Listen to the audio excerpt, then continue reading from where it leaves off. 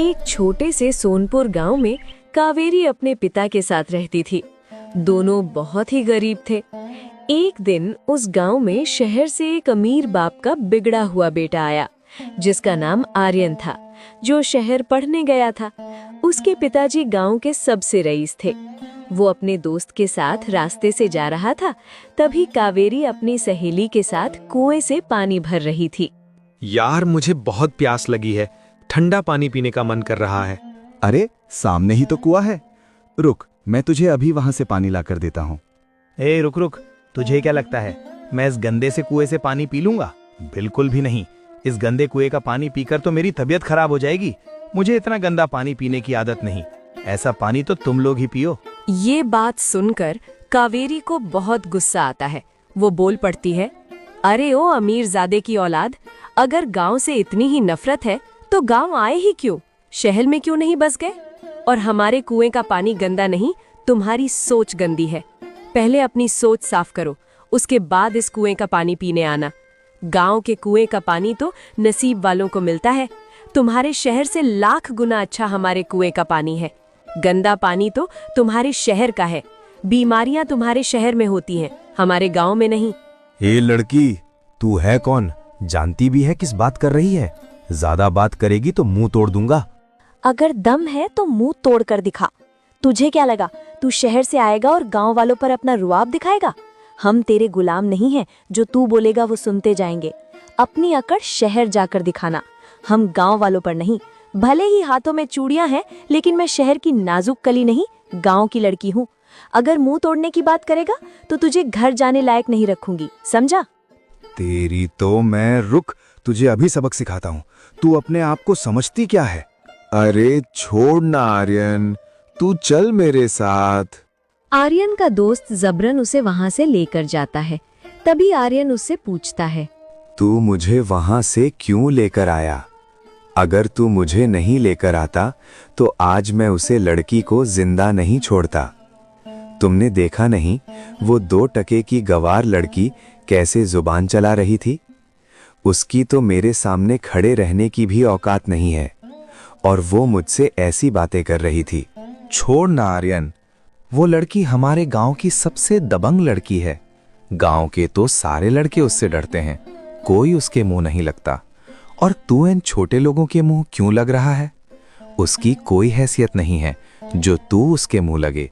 एक गरीब कुम्हार की बेटी है। आर्यन को कावेरी पर बहुत गुस्सा आता है। वो गुस्से से घर चला जाता है और सोचता है, आज तक किसी ने मुझसे इतनी बदतमीजी से बात नहीं की। उस लड़की ने मेरा बहुत बड़ा मजाक उड़ाया है, मेरा अपमान किया है। इसका बदला मैं जरूर लूंगा। इस लड़की को तो मैं सबक सिखा कर रहूंगा। यही सोचकर आर्यन अपने पिता के पास जाकर बोलता है, पिताजी, मुझे दीनदयाल की लड़की कावेरी से शादी करनी है। ये तुम क्या कह रहे हो? दीनदयाल की लड़की कावेरी? तुम किस दीनदयाल की बात कर रहे हो? वो दीनदयाल इसी गांव में रहता है, एक कुम्हार है। मैं उसकी बेटी की बात कर रहा हूँ। तुम्हारा दिमाग तो खराब नहीं हो गया? कैसी बातें करते हो? आर्यन, तुम हमारे बेटे हो। उस दीनदयाल की कोई औकात नहीं है कि वो हमारा समधी बने, और उसकी बेटी बिल्कुल भी नहीं। मैं उसकी बेटी को अपने घर की बहू बिल्कुल भी नहीं बनाऊंगा। ये मुझे किसी भी हालत में मंजूर नहीं। और तुम्हें हो क्या गया है आर्यन? तुम अपने आप को देखो और उस दीनदयाल की बेटी को देखो। उनकी तो हमारे सामने कोई हैसियत ही नहीं है। जानता हूँ पिताजी, अच्छी तरह से जानता हूँ, इसीलिए तो कह रहा हूँ। आज इस दीनदयाल की बेटी ने मुझसे बहुत गंदी तरीके से बात की है। उसने मेरा मजाक उड़ाया, उसने मेरा बहुत बड़ा अपमान किया है, और मैं उस अपमान का बदला जरूर लूंगा। मैं उसे ऐसे जाने नहीं दूंगा। पिताजी, मैं उस लड़की को सबक सिखाना चाहता हूँ। ये तुम क्या कह रहे हो? ये सब कब हुआ? और उस दीनदयाल की लड़की ने तुम्हें क्या कहा? हम अभी उस दीनदयाल को यहाँ बुलाते हैं और उसकी खबर लेते हैं। उसकी इतनी हिम्मत? नहीं पिताजी, आप उसे कुछ नहीं कहें। उसने ये सब कुछ मेरे साथ किया है, बदला भी मैं ही लूंगा।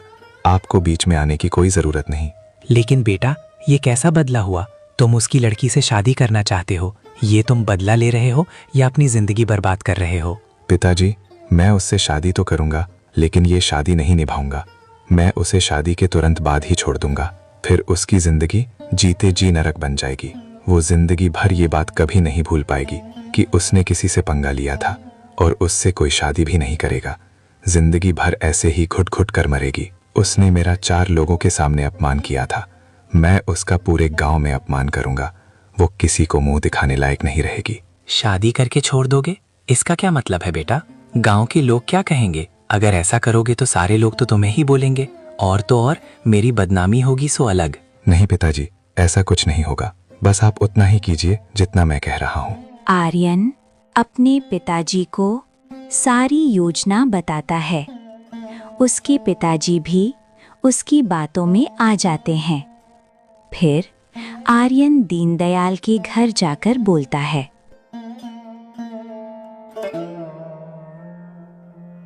नमस्ते बाबूजी, मैं विक्रम सिंह का बेटा आर्यन हूँ। अरे आप आइए ना छोटे बाबू।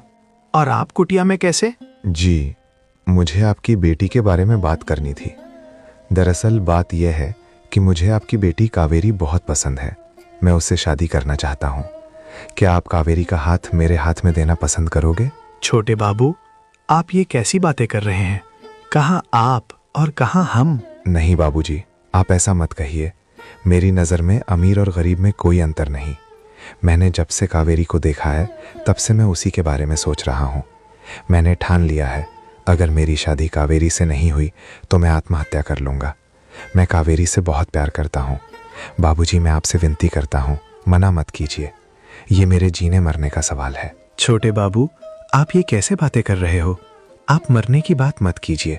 अगर आपके पिताजी को पता चला तो वो मुझे ही जान से मार देंगे। इसीलिए तो कह रहा हूँ कि इस रिश्ते के लिए आपका हाँ कहना बहुत ज़रूरी है। मैंने पिताजी से इस बारे में कोई बात नहीं की है। मैं अपने पिताजी को अच्छी तरह से जानता हूँ। अगर अभी मैं इसके बारे में बात की तो सीधा मना कर देंगे। लेकिन मैं आपसे वादा करता हूँ, एक बार मेरी शादी कावेरी से हो जाने दीजिए, उसके बाद मैं खुद अपने पिताजी को मनाऊंगा। मुझे कुछ वक्त चाहिए और मैं पिताजी को अच्छी तरह से जानता हूँ। वो मुझसे बहुत प्यार करते हैं। वो मेरे लिए कावेरी को अपना लेंगे। बस मैं आपका आशीर्वाद चाहता हूँ। गांव में किसी को इस बात का पता नहीं लगना चाहिए। अगर किसी को पता चला तो ये बात मेरे पिताजी तक पहुँच जाएगी। मैं कावेरी से मंदिर में शादी कर लूँगा और कावेरी को लेकर शहर चला जाऊँगा। फिर कुछ दिन बाद मैं पिताजी को सारी बातें बता दूँगा और शादी हो जाने के बाद पिताजी भी कुछ नहीं कर पाएंगे। उन्हें मेरे लिए कावेरी को अपनाना ही होगा। नहीं छोटे बाबू, आप ये क्या बोलते जा रहे हैं? सबसे छुप छुपाकर शादी, मैं इसकी मंजूरी नहीं दे सकता। ठीक है बाबूजी, अगर आप हमारी शादी के लिए मंजूरी नहीं दे सकते तो मैं भी कावेरी के सिवा जिंदा नहीं रह सकता। मैं आज ही आत्महत्या कर लूँगा और फिर मेरे मौत के जिम्मेदार आप होंगे। फिर मेरे पिताजी को जो जवाब देना होगा आप दे देना। ये सरासर गलत है। आप ऐसा कुछ नहीं करेंगे। आत्महत्या करना पाप है। आप अपने पिताजी के बारे में सोचिए। बाबूजी, मेरे लिए कावेरी से बढ़कर कुछ नहीं है। फैसला आपके हाथ में है। एक तो आप हाँ कीजिए, नहीं तो मेरा मरा हुआ मुंह देखने के लिए तैयार हो जाइए, क्योंकि मैंने फैसला कर लिया है। अब मैं किसी की नहीं सुनूंगा। दीनदयाल बहुत चिंता में पड़ जाता है। तभी वहां पर कावेरी आ जाती है। कावेरी को देख आर्यन बोलता है, अच्छा हुआ कावेरी जो तुम भी आ गई।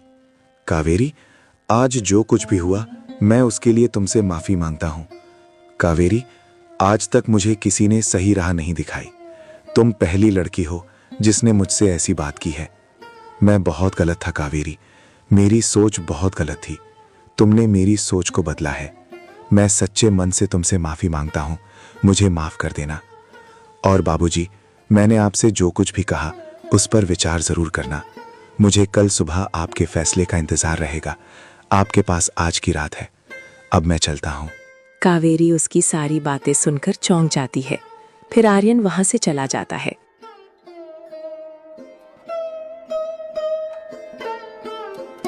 कावेरी अपने पिताजी से पूछती है तो उसके पिताजी उसे सारी बात बताते हैं।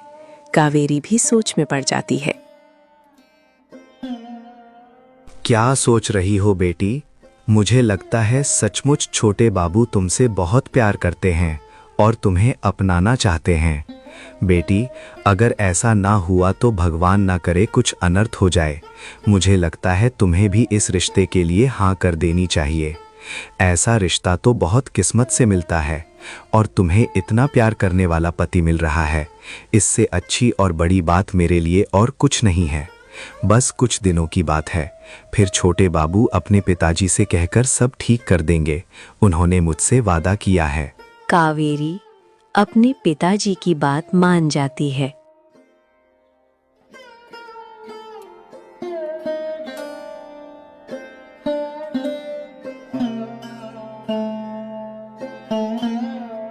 और फिर दूसरे ही दिन मंदिर में दोनों की शादी हो जाती है। और आर्यन कावेरी को लेकर शहर आ जाता है। कावेरी, तुम सोच भी नहीं सकती आज मैं कितना खुश हूं। आज तो मेरी मनमुराद पूरी हो गई। मैं इसी दिन के इंतजार में था। कावेरी, मुझसे शादी करने के लिए तुम्हारा बहुत बहुत धन्यवाद। तुम देखना कावेरी, आज से तुम्हारी जिंदगी कैसे बदलती है। तुमने आज से पहले ऐसी जिंदगी कभी नहीं जी होगी। तुम्हारी जिंदगी की आज से नई शुरुआत है। कावेरी भी आर्यन के बातों के जाल में आ जाती है और फिर उस रात दोनों साथ में बिताते हैं।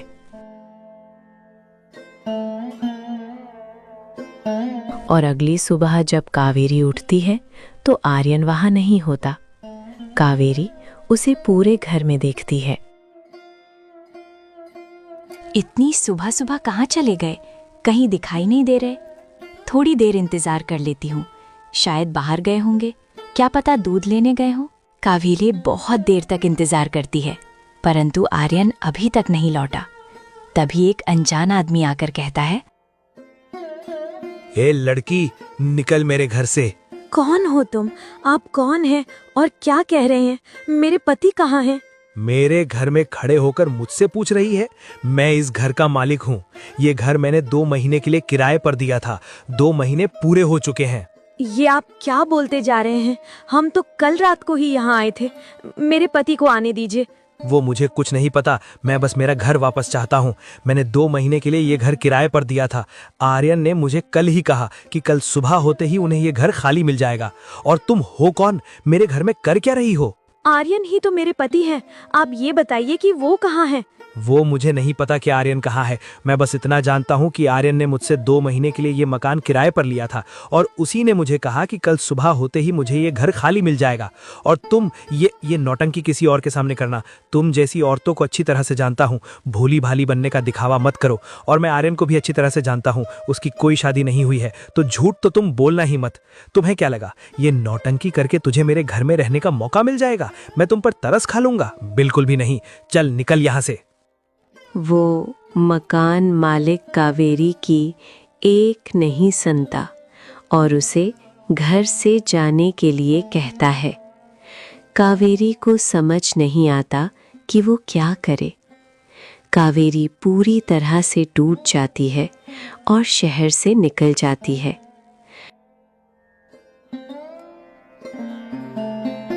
रास्ते में एक जगह बैठकर सोचती है।